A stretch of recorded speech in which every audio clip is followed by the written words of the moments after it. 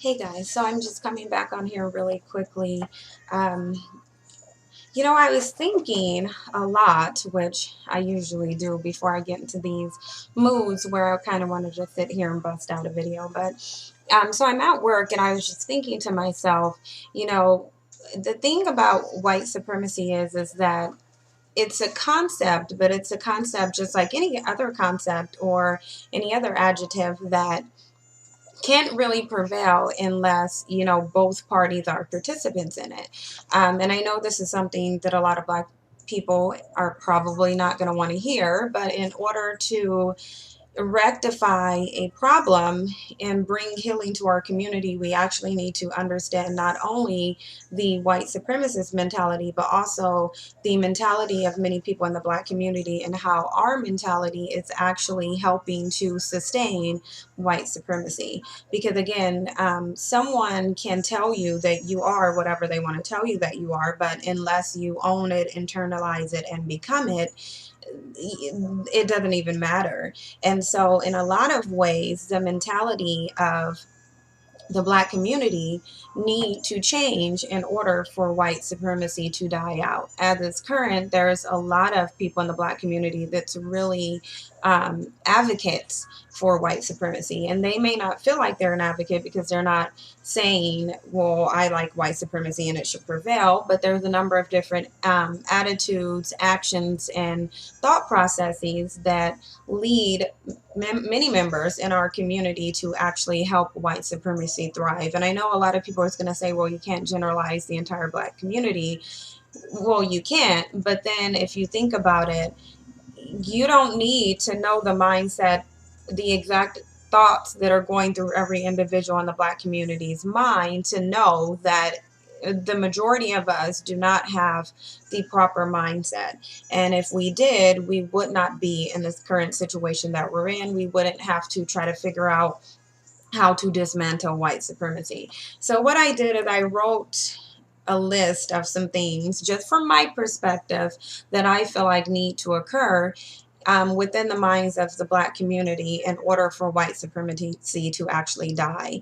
Now, I'm not necessarily saying that every white person is an intentional white supremacist, because they're not. However, it is nearly impossible to grow up in America, especially in the educational system, live your life as a white person and not have some kind of even subconscious white supremacist thought processes. And so what I did is I wrote a list of some things that we need to do as a community in order to change our mentality. Because if you notice back in the civil rights movement days, if the mentality of the Black community, at least the majority of it, wasn't on one accord, they wouldn't have been able to accomplish what they accomplished, and that's something that we're lacking, because we are a community that is incredibly divided, and many of our members in our community, both men and women, do not value themselves or their community. So I'll get to the list, and this list isn't exhaustive, and it's in no particular order. These are just some things that I figure, but we definitely need to change our mindset. Number one, we need to value our community and the people in it more than we value the white community. As it stands, I believe the Black community, without even realizing it, they hold the white community on a pedestal above the Black community. We've been taught to hate ourselves, and we've been taught to strive to emulate the white community, but we shouldn't really be determining our value and the value we place on other people and people who look like us on the standards that our oppressor created, because that's what we're doing at this point. White media and society dominates almost the entire thought process of the Black community. And this was done intentional, and I'm not going to do the victim shaming, but at this point, we're carrying that mentality and we're teaching it to our children. And this is why it stayed alive. We really do need to respect the insights of our counterparts and stop believing that a spoken word, a concept, a thought process is only valid if it comes out of the mouth of a white speaker. This goes back to valuing white people over ourselves. We need to stop letting a group of people that taught us self-hate, determine what we must look like in order to be considered black. Our entire black image or entire black culture has been decided by white society. We really don't have a concept of what it means to be black beyond what we were shown on television, which is stereotypes, propaganda, and based on white ideology. The same people that only want to oppress us should not be the one that determine our self-image and how we see our community. It shouldn't. And this is the core problem that's going on in our community.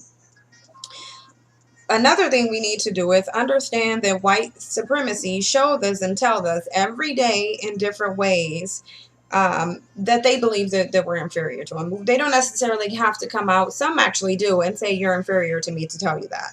So, for example, whenever black people ask for equal treatment, and this is in multiple different ways, whether it's protesting or whatever, white society complains about it. They'll complain about it and say, oh, black people just want special treatment. They just want to whine and complain. Although from our perspective, and from more than just our perspective, other communities see it too. And not only that, the data shows that we actually don't even have an equal opportunity. So when we ask for an equal opportunity, they interpret that as they want special treatment. And the reason they do that is because they don't feel like we should have equal opportunity as them. Consider how many white people despise affirmative action, for example. Even though affirmative action had to be put into place because white people would not employ black people if it wouldn't, and in the states that affirmative action isn't in play, that's clearly evident because they really don't have many black people in their companies. So although this had to be put into place to force white people to employ black people and to kind of set it as a barrier between to prevent discrimination, there's a lot of white people who really don't like this. They hate affirmative action. They really feel like, it should be gone away. If black people are even given somewhat of the same opportunity as the white people, they get outraged.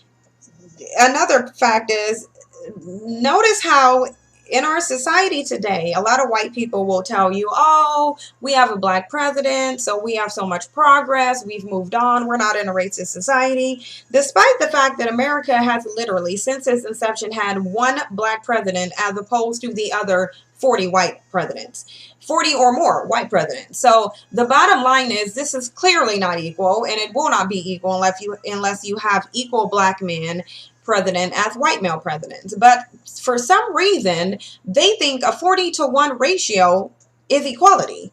So to them, that translates into equality.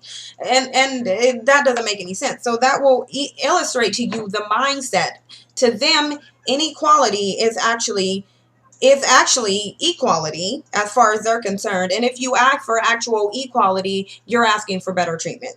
So they're showing you that they actually feel like you're inferior to them. That's why a lot of white people don't want the system to change, because if the system changes, then they'll see themselves at a disadvantage, although it will be equal playing field, because then they can't get their privilege. Privilege cannot exist without somebody being oppressed. So you have to consider that too. We need to stop praising a community of people that never accepted or liked us. That's, for the most part, that's probably never going to happen. They don't value us. They don't respect us. They don't like us. I'm not saying all of them don't, but the majority of the white community, they never valued the injustice system does not value black people. They never have, and they probably never will. They are not going to value the lives of black men over the freedoms and privileges of white men. That's never going to happen, and we need to stop doing that. We need to stop relying on the system to change in our favor, or for a community of people that don't value us to suddenly decide they want to value us. It's not going to happen. Remember, white supremacy cannot exist without black inferiority. And in order for black inferiority to prevail, the black community has to be in agreement. We have to internalize it. We have to act inferior in order for us to be inferior. And sadly, most of us are doing that. Okay. We need to reprogram our minds and get rid of the thought process that the very group of people that tortured, oppressed, and enslaved our ancestors are going to be the same group of people to empower us. It's not going to happen. If they wanted to empower us, they would have left it alone, and we wouldn't have been enslaved to begin with. Even after slavery, if they wanted to empower us, they wouldn't have burned down Black Wall Street when we were thriving. They wouldn't have a system set up to our disadvantage and to their advantage. So we need to stop counting on this community to empower us. Is never going to happen. It's a waste of time.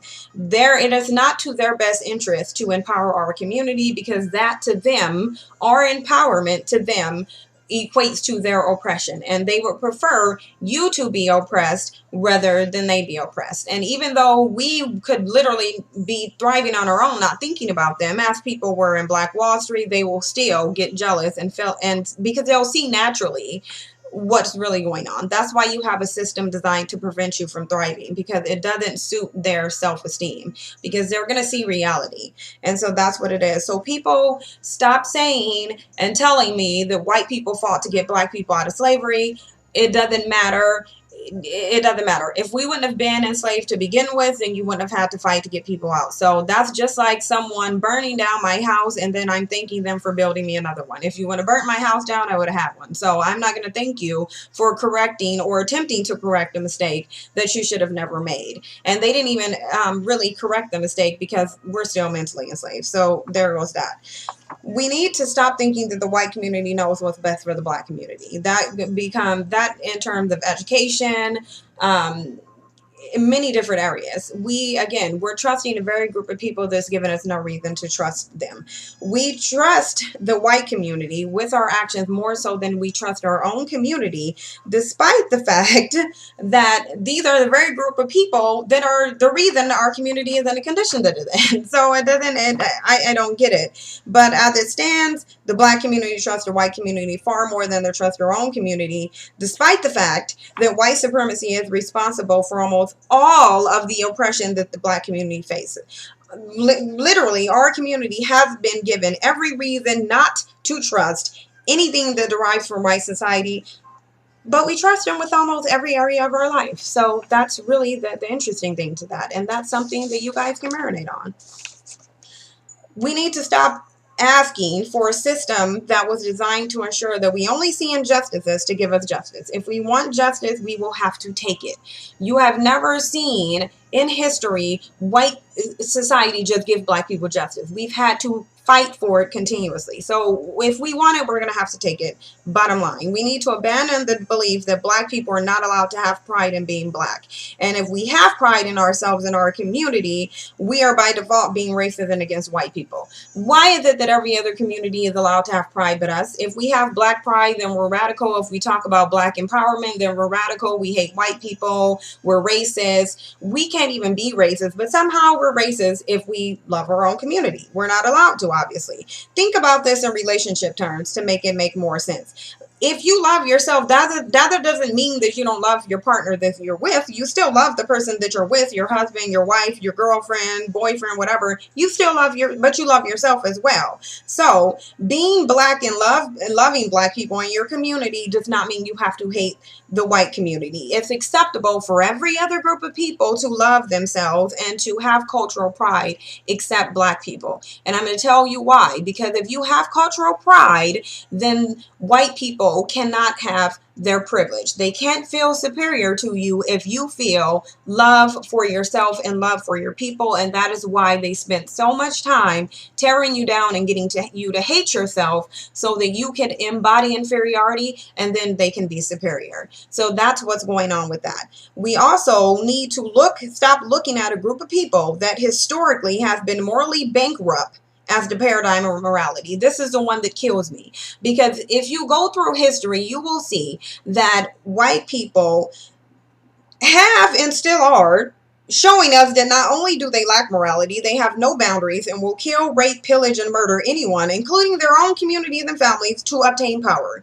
We literally need to remember and keep at the forefront of our mind that literally everything they have has been obtained by mass killings, tortures, and extermination of every race, culture, species, and living organism on the planet. And if you think that this is false, then you're not doing your research, because literally white people have not obtained anything in history without raping, murdering, torturing, and they still do it. They're still your number one rapists. They're still your number one serial killers. They're still your number one inbreedings. They show us every day that they have no moral compass at all. It doesn't matter. Go on Fox News and see how many times you hear them talk about bombing a country, hating everyone. The Jews got it. The Chinese got it. The Muslims get it. The Indians got it. Name one group of people that did not get oppressed by white society. I really want one person to tell me. And for the white supremacists that like to troll me, get into the comments and name me one group of people that white people, or just one living organism, that did not get oppressed, killed, murdered, raped, tortured, or pillaged by white people. Please let me know.